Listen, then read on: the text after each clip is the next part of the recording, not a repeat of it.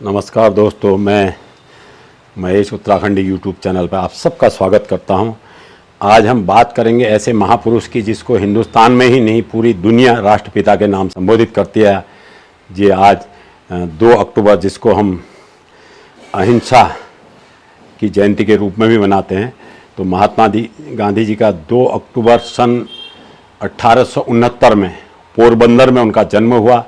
उनका पूरा नाम मोहनदास करमचंद गांधी, करमचंद उनके पापा का नाम था और मोहनदास उनका नाम, तो इसलिए मोहनदास करमचंद गांधी उनका पूरा नाम है। और पुतलीबाई उनकी माताजी, कस्तूरबा गांधी जी उनकी पत्नी और 4 उनके बेटे थे।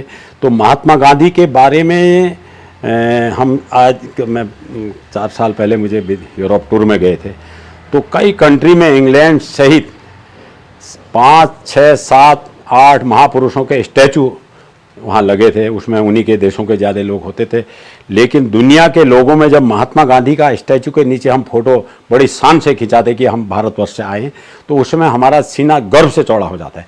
तो दोस्तों, महात्मा गांधी जी ने पूरे दुनिया में एक सत्य और अहिंसा की लड़ाई लड़के एक अनूठी मिसाल दी। महात्मा गांधी की 13 वर्ष की आयु में 1883 में उनकी शादी हो गई और उसके 10 वर्ष बाद वो जब अफ्रीका 1893 में गए, उसमें उन्होंने बैरिस्टरी इंग्लैंड जाके कर ली थी। तो जब उन्होंने अफ्रीका में एक व्यापारी के मुकदमे के सिलसिले में वहाँ गए और वहाँ जाकर के फर्स्ट क्लास का उनके पास जब टिकट था और उनको उनका जो पूरा सामान जो है उनको 3rd क्लास में जाने के लिए कहा गया और उनका सामान फेंक दिया गया। तो महात्मा गांधी जी ने उस बात को इतने दिल से लिया कि जो श्वेतों ने वहाँ काले गोरे का भेद था, जो एक बहुत ज़्यादा भेद था, मतलब कालों के जहाँ हमें काला माना जाता था और उनको बड़ा अपमानित किया जाता था। तो महात्मा गांधी ने सबसे पहले वहाँ से सत्याग्रह की शुरुआत की और 21 साल महात्मा गांधी साउथ अफ्रीका में रहे।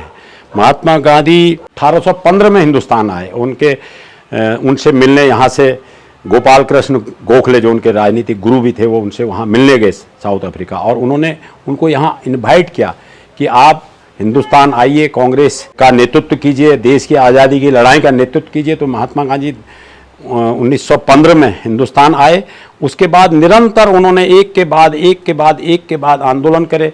1924 में वो कांग्रेस के अध्यक्ष भी रहे, लेकिन उससे पहले उन्होंने बिहार में चंपारण आंदोलन, जो अंग्रेज जो साहूकार थे, जमींदार थे, वो जो है भारतीयों को वहाँ पर नील की खेती करने के लिए दबाव डालते थे और जो जिससे पेट भरता है वो अनाज नहीं उगाने देते थे और उस खेती को, नील की खेती को बड़े सस्ते दामों में खरीदते थे। तो इसके खिलाफ किसानों में बड़ा आक्रोश था। तो महात्मा गांधी ने सबसे पहले 1917 में किसानों के आंदोलन में भागीदारी की, उसका नेतृत्व किया। उसके बाद उन्होंने खेड़ा गांव में, गुजरात के में, जहाँ अकाल से और सूखे से पूरी फसलें बर्बाद हो गई थी और उसमें एक किसानों से बहुत बड़ा टैक्स लिया जाता था और वो अदायगी न होने पर किसानों को बंद कर दिया जा रहा था। तो महात्मा गांधी जी ने वहाँ सत्याग्रह किया और उसके बाद उन्होंने कामयाबी भी, वहाँ उनका सरदार पटेल से संपर्क बना। चंपारण में गए थे, वहाँ राजेंद्र प्रसाद जो हमारे राष्ट्रपति भी, वो उनके संपर्क में आए। उसके बाद उन्होंने खिलाफत आंदोलन, ये हिंदू मुस्लिम लीग उसका नेतृत्व कर रही थी। पूरे विश्व के मुसलमान जो है, टर्की के जो उनके खलीफा थे, उनके अधिकार अंग्रेज़ों ने कम कर दिए थे। उसके खिलाफ पूरे विश्व के मुसलमान आंदोलित थे, क्योंकि हिंदुस्तान का जो मुस्लिम लीग है वो भी उसकी खिलाफत कर रहा था। तो महात्मा गांधी ने उसका नेतृत्व किया और उस आंदोलन के प्रवक्ता के रूप में आगे आए। उन्होंने अंग्रेज़ों के दिए हुए मेडल लौटा दिए, जिससे उन्होंने पूरे मुस्लिम समाज में एक अपनी छवि बनाई, उन पर पकड़ बनाई। उसी प्रकार 1933 में महात्मा गांधी जी ने दलित आंदोलन, छुआछूत के खिलाफ आंदोलन किया और उससे हमारे देश में, साथियों, हमारा देश बिखरा हुआ था कई भागों में।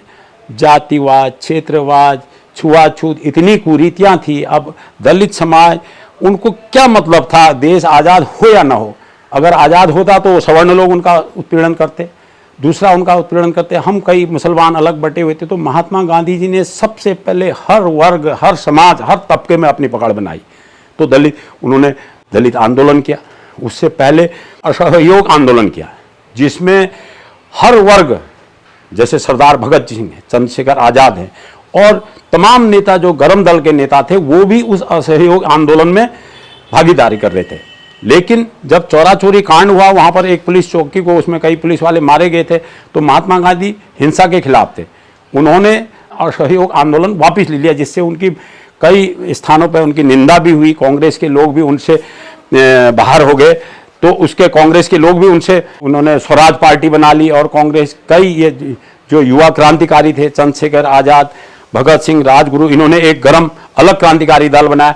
तो महात्मा गांधी कई समय अलग थलग भी पड़ गए, लेकिन उन्होंने हिम्मत नहीं हारी।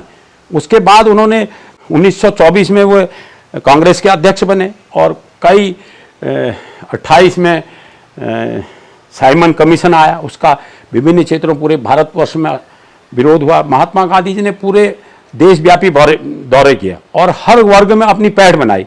देश की आज़ादी की लड़ाई तो 1857 में भी हमारे मंगल पांडे जी, जिन्होंने अंग्रेजों के खिलाफ सैनिक विद्रोह जिसको कहते हैं, उस समय किया था, उन्होंने उस समय भी क्या था, डलहौजे की राजी हड़प नहीं दी और किसानों का उत्पीड़न एक बड़े टैक्स के रूप में उनसे लिया जाता था। और दूसरी तरफ जो सैनिकों से जो है गाय से बने हुए, सुअर से बने हुए कारतूसों को मुसलमानों से और हिंदू से मुंह से खोल करके उसको चलाने की बात की जाती थी। तो मंगल पांडे ने उसमें सबसे पहले विद्रोह किया था। उसके बाद वो सैनिक विद्रोह इतना फैला कि पूरे जो अंग्रेजों के जो सैनिक थे उनको, कई सैनिकों को मौत के घाट उतारा और हमारे सैनिक पूरा कब्जा करते हुए, विद्रोह करते हुए दिल्ली लाल किले तक पहुंचे और सत्ता की बागडोर बहादुर शाह जफर उनको सौंपी गई। वो लेने को तैयार नहीं थे। लेकिन उसमें सबसे बड़ी कमी क्या थी कि हमारे देश में नेतृत्व की कमी थी। पूरा राष्ट्रीय जिसको नेतृत्व स्वीकार कर ले, हम अलग अलग विरासतों में, क्षेत्र के आधार पर, भाषा के आधार पर कई तरीके से हम बटे हुए थे, तो हमारा राष्ट्रीय नेतृत्व नहीं था। महात्मा गांधी ने पूरे देश को राष्ट्रीय नेतृत्व दिया। उनके साथ जवाहरलाल नेहरू, सरदार वल्लभ भाई पटेल, मौलाना आज़ाद, कई नेता उभर के आए जिन्होंने राष्ट्रीय छवि, अब उसमें कई गर्म छवि के नेता, सुभाष चंद्र बोस जी ने सबसे पहले जब उन्होंने आज़ाद हिंद फौज की स्थापना की और महात्मा गांधी ने 1942 में करो या मरो का नारा जब दिया था, तो जवाहरलाल नेहरू भी उस बात से बहुत खुश थे। उन्होंने 43 में महात्मा गांधी को सिंगापुर से राष्ट्रपिता करके संबोधित किया था। तो बहुत सी ऐसी, 1930 में उन्होंने सविज्ञा आंदोलन किया, जिसके उसमें कई तरीके के देश की, मतलब सविज्ञा आंदोलन का मतलब ये था कि बगैर किसी हिंसा के हम अंग्रेजों की जो हुकूमत है उनकी नीतियों का हम उनका विरोध करें। तो गांधी जी ने साबरमती आश्रम का स्थापना की, वहाँ से 24 दिन तक लगातार दांडी मार्च किया और उसके बाद वो दांडी गांव पहुंचे थे। पूरे हजारों लोग, 78 लोग जब से शुरू की थी, उसमें हजारों लाखों की संख्या में लोग जुड़ते चले गए और पूरे देश में क्रांति आई।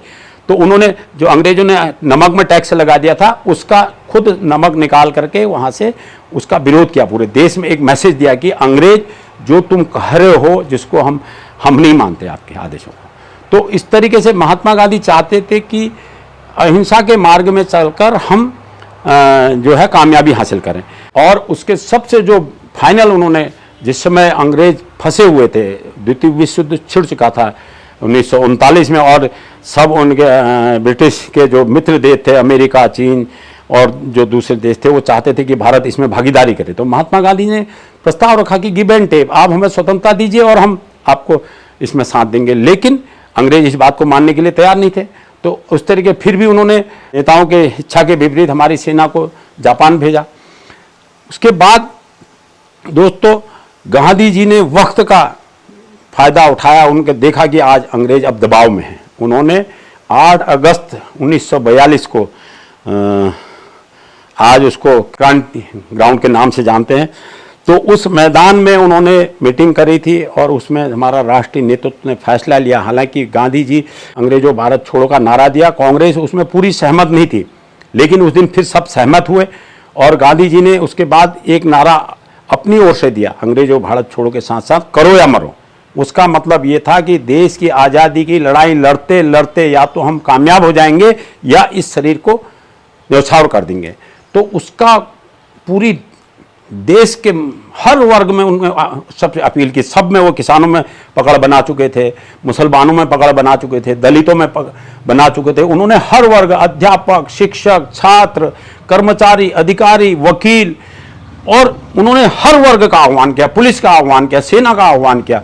और उन्होंने कहा कि हम अब अंग्रेजों की किसी बात को हम नहीं मानेंगे। इसलिए गांधी जी के नेतृत्व में पूरा देश का, उस समय का जो युवा था, उस समय की जो मातृशक्ति थी, उसका जो जवान था, बुजुर्ग थे, सब घर से बाहर निकले और अंग्रेज ने जो उन्होंने जो कांग्रेस की प्लानिंग थी कि हम 9 अगस्त को 1942 को जो है इस आंदोलन को शुरू करेंगे, लेकिन हमारे 50 से अधिक नेता, उसमें कस्तूरबा गांधी भी थी, उनकी समथिंग बेन उनकी जो शिष्या थी वो थी, मौलाना आज़ाद थे और सरदार पटेल थे, जवाहरलाल नेहरू थे, इनको अलग अलग जेलों में बंद कर दिया गया। इनकी जो सारा कांग्रेस का नेतृत्व था, पहले राष्ट्रीय नेतृत्व फिर स्टेट लेवल पे सारे नेतृत्व इनके कांग्रेस की जो लीड करते थे उनको जेलों में ठूस दिया गया।